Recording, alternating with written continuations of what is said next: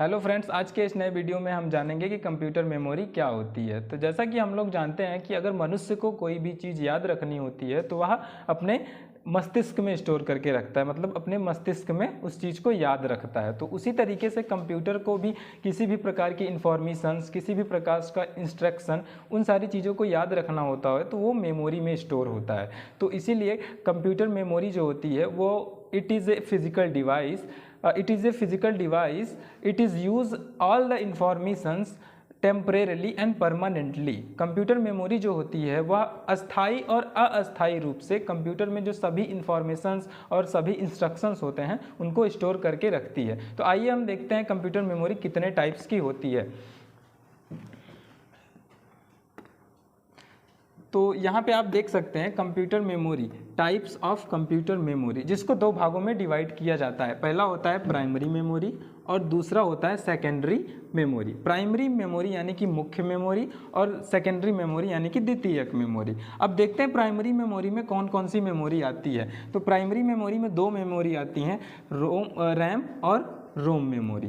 और इसमें एक मेमोरी आती है जो कि काफ़ी फास्ट काम करती है, जिसको बोलते हैं कैश मेमोरी। ये भी एक प्राइमरी मेमोरी होती है, ठीक है। और सेकेंडरी मेमोरी में हम देखते हैं, सेकेंडरी मेमोरी में पहली आती है एसडीडी और एसएसडी, सीडी, पेन ड्राइव और फ्लॉपी डिस्क, मैग्नेटिक टिप।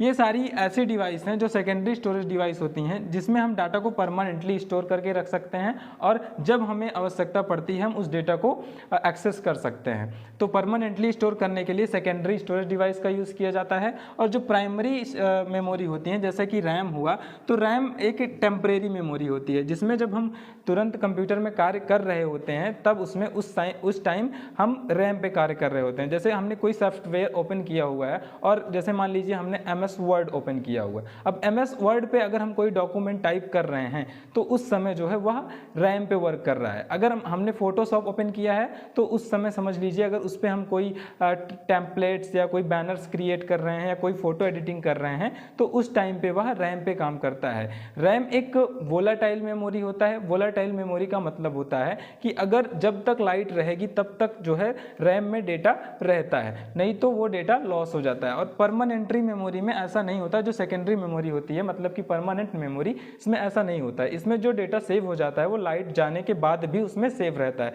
उसको बाद में आप फिर से देख सकते हैं और पढ़ सकते हैं। लेकिन टेम्परेरी मेमोरी यानी कि रैम में ऐसा नहीं है। रैम में जो डेटा रहता है वो टेम्परेरी रूप से रहता है। टेम्परेरी रूप से यानी कि जब तक हम उस पर कार्य करते रहते हैं, जब तक कि लाइट रहती है, लाइट जाने के बाद वो डेटा लॉस हो जाता है। और दूसरी जो मेमोरी होती है रोम मेमोरी। रोम मेमोरी का काम होता है तो कि इस मेमोरी में ऐसा प्रोग्राम और मतलब ऐसा डाटा कलेक्शन और प्रोग्राम होता है जो कि जब कंप्यूटर स्टार्ट होता है तो उसमें जो भी सारे क्रियाकलाप होते हैं, जैसे कि वो सारी डिवाइसों को चेक करता है कि कौन सा हार्डवेयर पार्ट सही से चल रहा है या नहीं चल रहा है, वो सारी चीज़ों को चेक करता है रोम मेमोरी। रोम मेमोरी में ऐसा प्रोग्राम फिक्स किया गया होता है। और तीसरी होती है कैश मेमोरी। कैश मेमोरी बहुत फास्ट मेमोरी होती है, जो कि जैसा कि कंप्यूटर में जिस चीज़ को हम बार बार सर्च करते हैं, बार बार रिसर्च करते हैं, उन चीज़ों के बारे में यह याद करके रखता है। जैसे कि दोबारा अगर हम उन चीज़ों को फिर से सर्च करते हैं तो वह उस चीज़ को बहुत फास्ट हमको फिर से रिसर्च करके दे देता है। तो ये होती है कैश मेमोरी। तो अगर आपको ये इन्फॉर्मेशन अच्छी लगी हो, ये जानकारी अच्छी लगी हो, तो वीडियो को लाइक करें और चैनल को सब्सक्राइब करें। Thank you.